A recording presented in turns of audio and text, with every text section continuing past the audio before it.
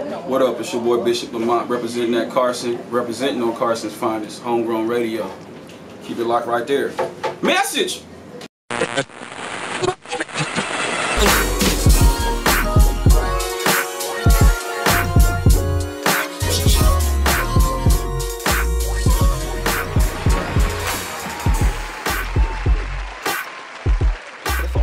Man, why so long, man? What's been going on, Bishop? Well, my brother, Bishop, 5 years ago. Yeah. Oh, we got time. More than 5 years. It's been a minute.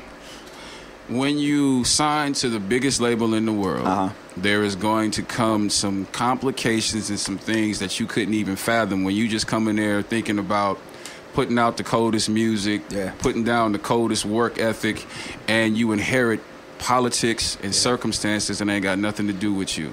And so that just made everything avalanche into something that I didn't want no parts of, but I had to endure it because that's the team I was playing for. And it put a great burden and strain on me and my big bro Dre's relationship at that time. Because sitting there for 4 going on 5 years and still not being given a release date, putting out street album after street album, free album. Let me just get it right. Free album after free album. Right. You know what I'm saying? That's why now I go buy that album because I gave you 8, 9 free ones. But please, you get discouraged at a point, and that advance money runs out. And when you're not getting assistance from the label or support for the road, where it's like, man, I want to be out touring. No, we need you in the studio working on X, Y, and Z.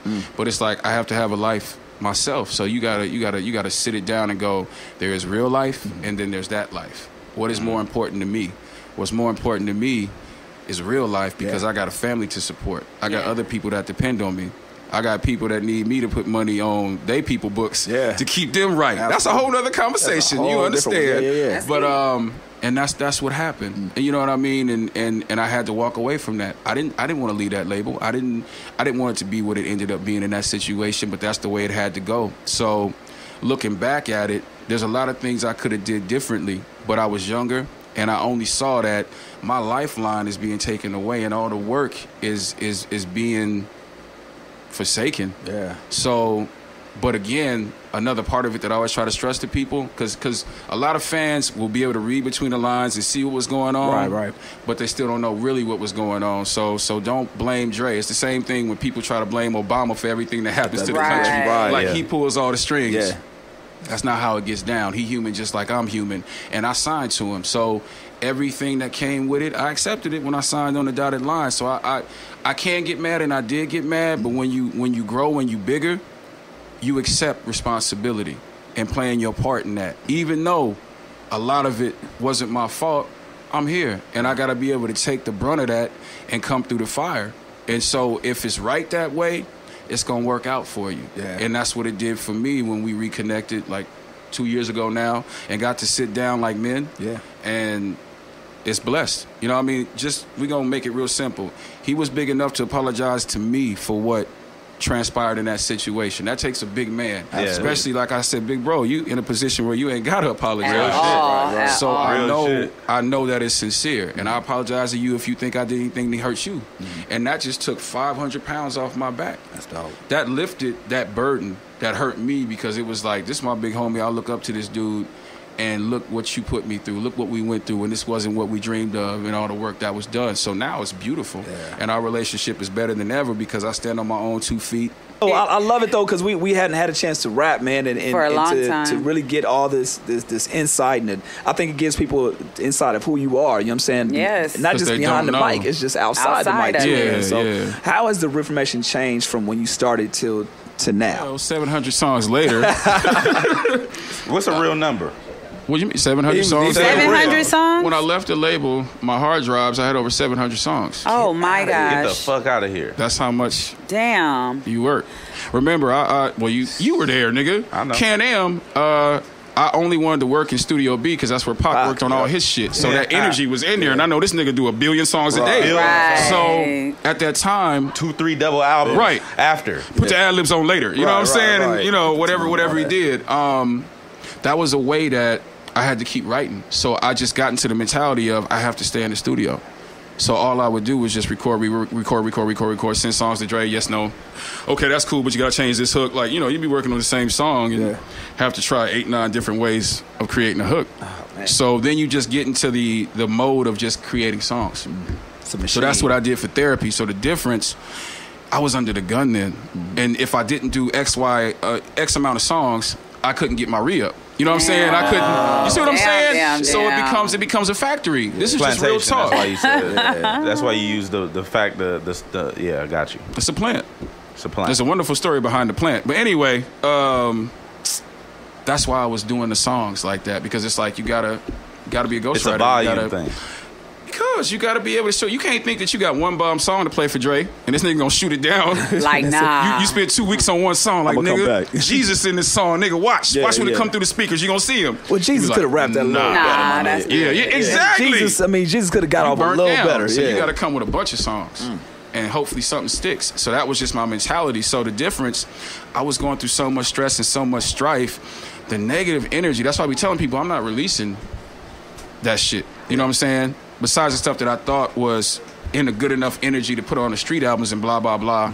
But the rest of that shit, I was in despair. Wow. That was going to be one of my other questions. You walked away with everything? Yeah. Perfect. Yeah, because there was too many songs. They didn't know what I got. Right. They can't keep track. But the thing that the big bro did for me is he just clean break. Because he was that hurting him, and it was just like, okay, fuck it. Let's go.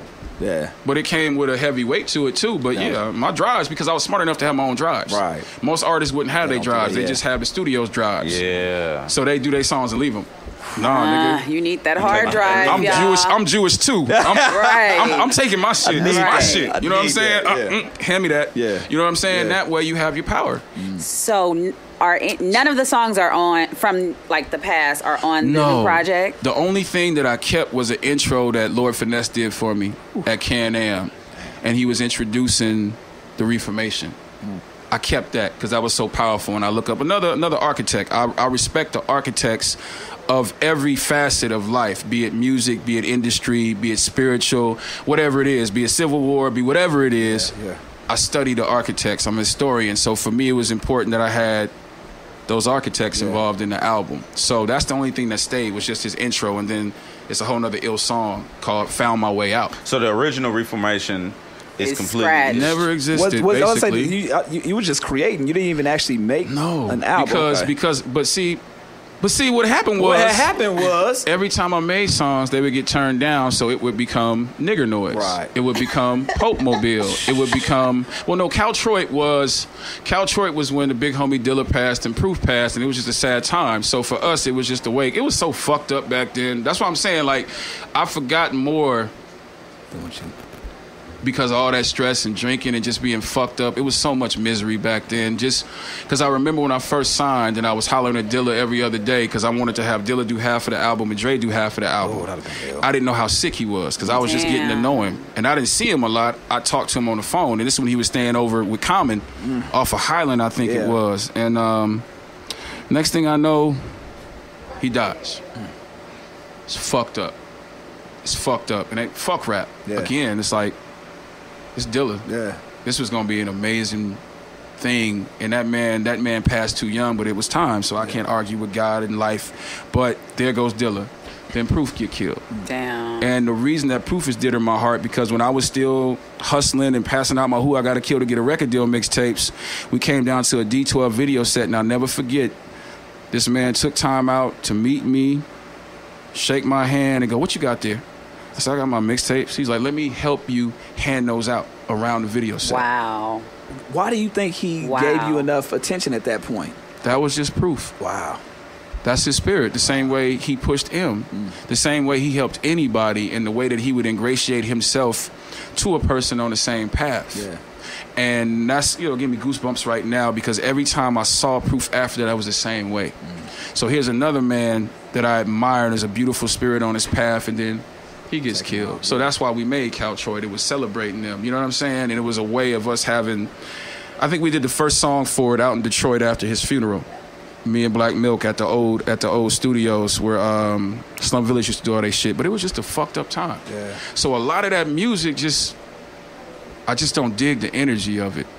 When I listen to it, I remember where I was. It takes and you shit to that was place. fucked up. Other people like, ooh, that shit fire. I'm like, nah. Nigga, I think I was crying. I think I was drunk, my nigga. I think I was really hurting. Yeah. Yep, that was it. Yeah. So, but that's what was happening with a lot of those albums. It's because they would be like, no, that's not it. But I didn't know what was really going on. Yeah. You couldn't have a release date. Wasn't nothing going to come out anyway until Detox came out. So you was just spinning your wheels for nothing. Wow. So everything was pretty much on hold until that came out. But we didn't know that. So you didn't find that out you're after. You're being a machine at this point, putting shit out, not knowing. And it's still never And they're not going to tell you. And it still never came out. That's crazy. So. Is it ever coming out?